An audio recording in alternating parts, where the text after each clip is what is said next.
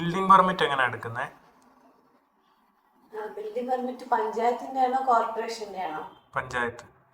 പഞ്ചായത്തിന്റെ building permit ആണെന്നുണ്ടെങ്കിൽ നമുക്ക് സംഗീത സോഫ്റ്റ്വെയർ വഴിയാണ് ചെയ്യുന്നത്. അപ്പോൾ അതിനൊരു 3 ഡോക്യുമെന്റ്സ് വേണം. ഒന്നെന്ന് പറയുന്നത് നമ്മുടെ പൊസഷൻ സർട്ടിഫിക്കറ്റ്, കൈവശാവകാശ സർട്ടിഫിക്കറ്റ്, പിന്നെ ലാൻഡ് ടാക്സ് റെസിപ്റ്റ്, അതെന്ന് വെച്ചാൽ നമ്മൾ അതാത് വർഷത്തെ കരമടച്ച റെസിപ്റ്റ്, പിന്നെ നമ്മുടെ പ്രോപ്പർട്ടിയുടെ ഡീഡും. പ്രോപ്പർട്ടിയുടെ ഡീഡ് എന്ന് പറയുന്നത് ഒന്ന് ഒറിജിനൽ സ്കാൻ ചെയ്തതും വേണം, അതിൻ്റെ ഒരു കോപ്പിയും വേണം. ഇത് 3 കൂടെ നമ്മുടെ ഒരു ലൈസൻസ്ഡ് ആയിട്ടുള്ള ഒരു എഞ്ചിനീയർക്കോ അല്ലെങ്കിൽ ഒരു ആർക്കിടെക്റ്റിനെ ഏൽപ്പിച്ചു കഴിഞ്ഞാൽ അവർ സൈഡിൽ വന്ന് പ്ലാനൊക്കെ റെഡിയാക്കി അതിനനുസരിച്ച് ഉള്ള ഒരു പിന്നെ location plan, site plan, elevation section അങ്ങനെയൊക്കെ എല്ലാം കൂടെ ചെയ്ത് ഒരു ഷീറ്റ് റെഡിയാക്കും.